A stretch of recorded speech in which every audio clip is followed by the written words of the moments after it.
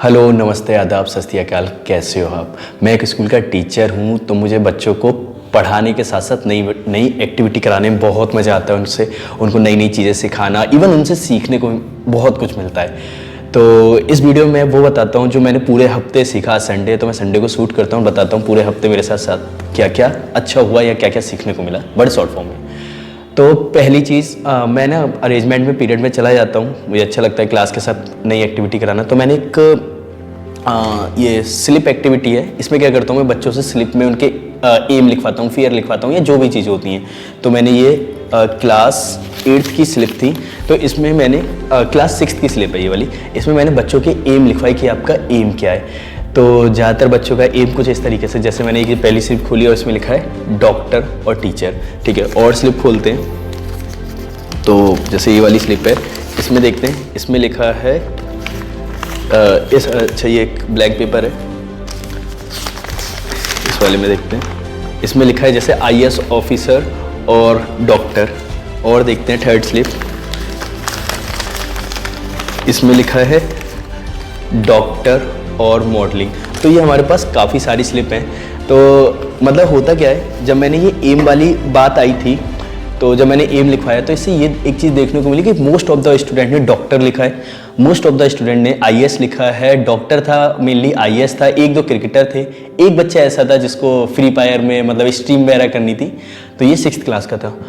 तो फिर जब मैं उनसे पूछता था कि बेटा आपको डॉक्टर क्यों बनना है, तो डॉक्टर का तो यही रहता था कि उनका अभी मोस्ट ऑफ द स्टूडेंट का यही आंसर था कि अभी कोरोना में हमारे जो उनका डिस्ट्रिक्ट है उसमें बहुत प्रॉब्लम हुई थी। उधर एक ही हॉस्पिटल था, उधर है ना लोग अपने घर से बेड लेके आ रहे हैं और उस हॉस्पिटल में रख रहे हैं जिससे कि अच्छा इलाज मिल जाए। तो मुझे काफ़ी अच्छा लगा ये सब सुनने को। तो फिर मैंने कही बेटा, और तो फिर इस तरीके से आप और क्या करोगे? तो वो ये कह रहे थे कि सर मैं इतना पैसा लूँगा कि लोगों का इलाज भी हो जाए, और लोगों का इलाज होना ज़रूरी है, मतलब मैं इतना पैसा नहीं कमाना चाहता, लोगों का इलाज करना चाहता हूँ। मुझे अच्छा लगा काफ़ी कुछ सुन के। ये भी था, बहुत से लोगों का आईएएस एम था। आईएएस का मैंने पूछा क्यों करना चाहते हो, तो उनने बताया कि इससे ये चीज़ें होती, मतलब जो जो उनको पता। तो मुझे अच्छा लगा। कुछ लोगों का इंजीनियर था, तो मैंने पूछा बेटा आपका इंजीनियर क्यों? तो वो बताते कि मेरे मौसा जी इंजीनियर है, मेरे ताऊ जी इंजीनियर है, मैं इसलिए इंजीनियर करना चाहता हूँ। कुछ आर्मी में जाने के लिए थे, तो वो बताते थे कि मेरे रिलेटिव आर्मी में। तो कहने का मतलब ये कि जो एम डिसाइड हो रहा था वो इस बेसिस में भी होता है बच्चों का, जो कि उनके रिलेटिव वगैरह कर रहे हैं। तो मैं इसमें एक चीज़ कहना चाहूँगा, आपको जो भी टैलेंट हो आप उस बेसिस पे सोचिए, अपना एम क्या डिसाइड कर सकते हो। क्योंकि हम अभी वही एम सोच सकते हैं ना जो हमें बताया गया है। जैसे हमें डॉक्टर बताया, आईएएस बताया, और ये पता है बहुत अच्छी अच्छी चीज़ें हैं और बहुत मेहनत भी लगती है इसको करने में, और बहुत जब कर लोगे बहुत रेपुटेटिव जॉब भी होती है। पर आप उसको एम को चुनिए जो आपको पसंद हो। मे बी वो डॉक्टर हो सकता है, आईएएस हो सकता है, आर्मी हो सकता है, इंजीनियर हो सकता है, या इनसे हट के भी हो सकता है। तो इसके लिए इतना। सेकंड क्या था, मैं 8th क्लास में गया, तो 8th क्लास में मैंने इस बार उनसे कहा कि आप लोगों को स्लिप लेनी है और उसमें अपना फियर लिखना है। तो ये उनकी स्लिप्स हैं 8th क्लास की। एक दो स्लिप देखते हैं, तो एक दो स्लिप देखते हैं। जैसे ये पहली वाली, तो इसमें लिखा है टीचर, टीचर से डरता है। ठीक है, और दूसरी दिखाते हैं, सर मुझे चूहे से डर लगता है और टीचर से थोड़ा डर लगता है। तो इसमें लिखा है टीचर से डर लगता है और चूहे से डर लगता है। ठीक है, और देखते हैं स्लिप, इसमें भी लिखा है टीचर से डर लगता है और अच्छे मार्क्स नहीं आते हैं तब। अच्छा, इसको कब टीचर से डर लगता है? और ये लास्ट स्लिप देखते हैं, क्या इसमें भी टीचर होगा? हाँ, एक मैम का नाम लिखा है, मैं मैम का नाम छुपा लेता हूँ। इसमें लिखा है मैम से डर लगता है और भूत का डर लगता है। ठीक है, तो मैंने फिर जब ये सारा एनालाइज हो रहा था, मैं स्लिप खोल के एक एक स्लिप खोल के बता रहा था सबको कि बेटा तुम टीचर से डरते हो तो क्यों डरते हो। तो टीचर से मोस्ट ऑफ द स्टूडेंट डरते थे, ये एक इसका कंक्लूजन निकला था। तो मैंने बच्चों को बताया कि आप टीचर से क्यों डरते हो।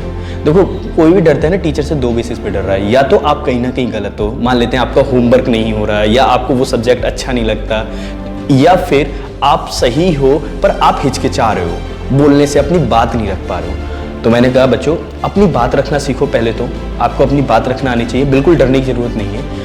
तो धीमे धीमे छोटी छोटी चीज़ें पूछने के, छोटे छोटे तरीके से आप स्टार्ट कर सकते हो मैम से बोलने। जैसे कि मैम एक बार रिपीट और कर दीजिए, मतलब टीचर के सामने बोलना आना चाहिए कि टीचर आपको सिखाने आया, आपको डराने नहीं आया। ठीक है, तो ये चीज़ बोला गया।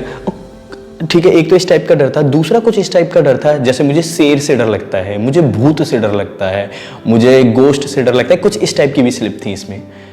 तो मैंने कहा बेटा ठीक है, पर आप शेर से क्यों डर रहे हो? शेर आपका पूरी लाइफ में आपका कभी शेर से पाला पड़ेगा, ये सोचो। आप भूत से क्यों डर रहे हो? तो एक था ऐसा इमेजिनरी डर। तो मैंने उन लोगों को बोला कि बच्चों, इमेजिनरी जो डर है वो नहीं होना चाहिए, जो आप सोच सोच के डर रहे हो वो चीज़ नहीं होनी चाहिए। अगर देखो टीचर से डर रहे हो क्योंकि वो आपके साथ फिजिकल सामने है और उसका डर हटाया जा सकता है, पर जो इमेजिनरी डर होता है ना वो और बढ़ता है, तो उसके बारे में नहीं सोचना है। और जब पाला पड़ेगा तो लिपट भी लेंगे, ठीक है, तो उसके बारे में हमें नहीं सोचना है। तो इमेजिनरी डर के बारे में तो सोचना ही नहीं, जो हैपन हो रहा है ना उसके बारे में सोचना है। एक पढ़ा था, थॉट लिखा था कि 90% वो हम अपने माइंड्स की वजह से डरते हैं और 10% रियलिटी होती है। तो यही होता है, फिर आप लोगों को और डर लगता है। तो ये था हमारी 8th क्लास का। तो मैं ना क्या करता हूँ, एक अदर चीज़ और रहती है, मैं बच्चों का टैलेंट देखता हूँ। एक टैलेंटेड स्टूडेंट करके वीडियो बनाई थी, फिर उसके बाद इससे पहले वाला एपिसोड 1 था, ये एपिसोड 2 होगा हमारे टॉक में। तो उसमें ना एक बच्ची आई मेरे पास 6th क्लास की, तो उसने मुझे अपनी ड्राइंग दिखाई। तो कुछ इस तरीके की उसकी ड्राइंग थी। तो मैंने पूछा, बेटा कितनी देर में बनती है? तो बोलती है आधे घंटे में बन जाती है। मैंने कहा कब से बना रहे हो? तो उसने बोला कोरोना से स्टार्ट करा है बनाना। तो ठीक है, ड्राइंग मुझे अच्छी लगी उसकी। इससे मतलब काफ़ी अच्छे स्टूडेंट्स ड्राइंग बना रहे हैं। तो मैंने उसको बोला कि कोई भी ऐसी एक ड्राइंग दिखाओ जिसमें आप अपना एम बता पाओ कि कुछ ना कुछ इस ड्राइंग का एम हो। तो उसने मुझे ये वाली ड्राइंग दिखाई। ये देख सकते हो कि एक लेडी है जिसको बहुत सारी वर्ड्स उड़ा के ले जा रही हैं। तो मैंने कहा इसका एम बताओ। तो उसने ये बोला एम कि ये लेडी है ना, इस ड्राइंग में ये दिखा रही है कि हम है ना सोसाइटी से नहीं डरेंगे, हमें जो करना है हम वो करेंगे, हम आगे बढ़ते आएंगे, जो मेरा टैलेंट है, जो मैं करना चाहती हूँ मैं वो करूँगी, मैं सोसाइटी से नहीं डरूंगी। तो ये चीज़ मुझे बहुत अच्छी लगी जब वो उसने एक्सप्लेन करी। तो क्योंकि एक आर्टिस्ट होता है ना, वो उसकी इमेजिनेशन डिपेंड करती है। आपकी है ना ड्राइंग कितनी भी बड़ी आती हो, पर अगर आप एक अच्छे आर्टिस्ट तभी कहलाओगे जब आपकी एक अच्छी इमेजिनेशन होगी, और जब आप अच्छा सोच सकते हो तो आप अच्छा बना सकते हो। तो आप लोग अगर ड्राइंग करते हो या कोई भी क्राफ्ट बनाते हो तो पहले इमेजिन करो, सोचो उस चीज़ को, फिर उस चीज़ को अपने आप को प्रेजेंट करोगे ना, आ जाएगा।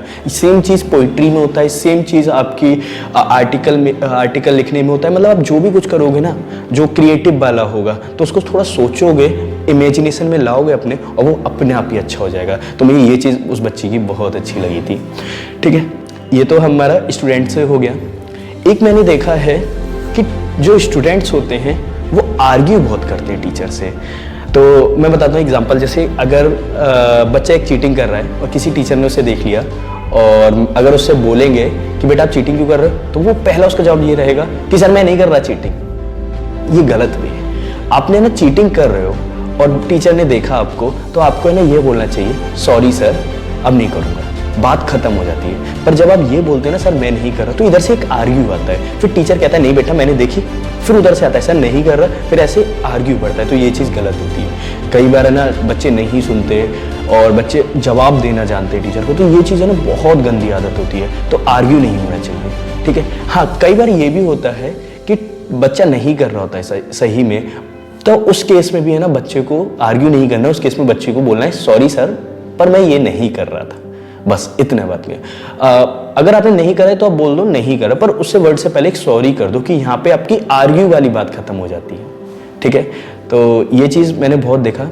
एक मैंने ये भी देखा है स्कूल में, ये होता है जो टीचर्स होते हैं वो बच्चों को पॉइंट आउट करते हैं। शायद मुझे ये पता है तब लगा कि मैंने भी एक बच्चे को पॉइंट आउट करना स्टार्ट कर दिया था। सारे एग्जाम्पल उसको देने कर रहे थे, तो और भी टीचर्स इस तरीके से करते हैं, तो बच्चों को बड़ी परेशानी होती है। क्या होता है कि जो टीचर्स होते हैं वो एग्जाम्पल दे के तो चले जाते हैं उस पर, फिर बाद में है ना उसकी और क्लास है ना मजाक बनाते हैं कि बेटा सर ने आपके ऊपर ये एग्जाम्पल रखा था, और वो फिर उसको बुली कर रहे हैं। तो ये चीज़ गलत होती है टीचर की। तो अगर स्टूडेंट आपके संग ऐसा कुछ हो रहा है, ठीक है, तो आप क्या कर सकते हो, जो सीनियर टीचर, पहले तो जो टीचर जो कर रहे हैं उनसे आप है ना डायरेक्टली पर्सनली जाके बोल सकते हो कि सर मुझे है ना आप मेरे ऊपर एग्जाम्पल देते हो, मुझे आपका सारा पढ़ाई वाला अच्छे समझ में आता है, पर एक दिक्कत ये होती है कि जब आप है ना चले जाते हो तो क्लास मेरा मजाक उड़ाती है, तो सर प्लीज़ मेरा वाला एग्जाम्पल मत दिया करो। और डेफिनेटली सर मान जाएंगे, पर प्यार से बोलो। यहाँ पे ऐसा लड़ झगड़ के या आर्ग्यू करके बोलोगे तो टीचर और गुस्सा होगा, ठीक है भाई। टीचर मान जाएंगे, पर बाई चांस नहीं मानते तो हायर टीचर से आप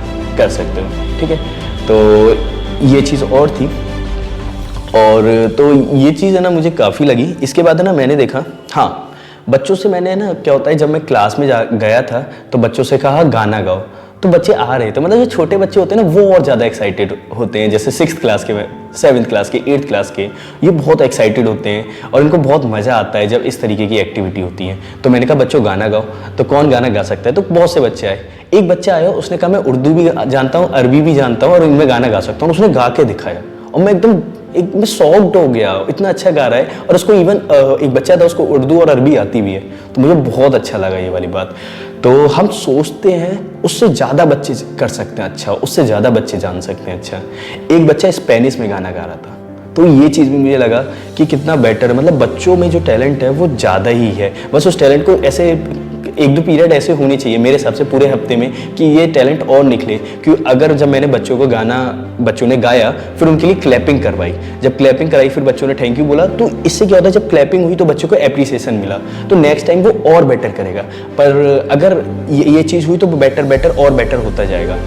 पर अगर ये चीज़ नहीं होती है तो फिर बच्चा अगली बार और बेटर नहीं होगा, कुछ करेगा नहीं, क्योंकि इससे कुछ उसको बेनिफिट नहीं मिल रहा है। ठीक है, तो यही थी कुछ चीज़ें जो मैं पूरे हफ्ते सीखा। कुछ मतलब जो भी सीखता हूँ मैं पॉइंट नोट डाउन कर लेता हूँ, फिर मैं उसके बारे में बता देता हूँ। हाँ, और एक चीज़ और है, हमारी क्लास में एक NGO के बारे में डिस्कस हो रहा था कि सर NGO क्या होता है, तो मैंने NGO के बारे में डिस्कस करा, NGO के बारे में बताया। तो एक मैं आज संडे को NGO एक मैम थी, उनका इंटरव्यू लेके आया, जो वेलफेयर, एनिमल्स वेलफेयर के लिए अपनी NGO चलाती हैं, तो उनका इंटरव्यू की भी वीडियो बहुत जल्द आने वाली है, वो चीज़ भी देखिएगा आप लोग। और अगर ये वीडियो से कुछ सीखे हो तो कमेंट करके बताइएगा, जो भी अच्छी बात लगी हो लाइक, शेयर और सब्सक्राइब करिएगा और ज़्यादा से ज़्यादा शेयर करिएगा। और आज के लिए इतना काफ़ी है। जय हिंद, जय भारत।